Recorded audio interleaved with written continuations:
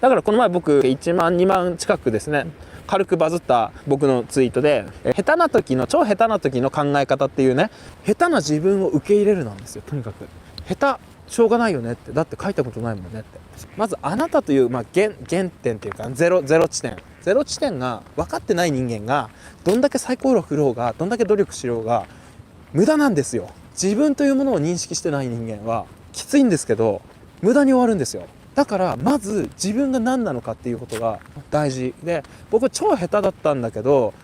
こんな考え方してました的なツイートに対して誰かが引用ツイートかなんかで、でもこの人って上手くなる考え方してるよねって誰かが言ってたんですね。その通りだと思います正直僕は下手でした、絵が。だけど上手くなる考え方してたんだと思います。だからある程度今絵を形にできるようになったと思うんです。じゃあ上手くなる考え方とは何かというと、まずやっぱまず絶対外せないのは今言った現状認識ですね。現状認識を正しくする。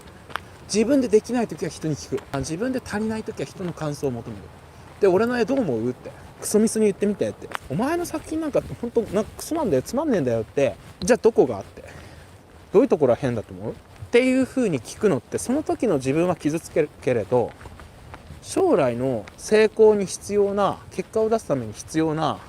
一つのステップだと考えたらなんてことはないでしょって僕は思ってました。隠蔽体質の人はやっぱダメなんですよ。自分の現状に対して隠蔽する。よく人に言われてカチンとなるっていうのあるじゃないですか。決まってるんですよ、理由が。自分が気づいてるけれど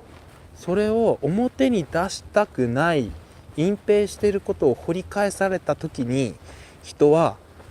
カチッとするんですよっていう風に、現状認識っていうのを人は間違えた瞬間に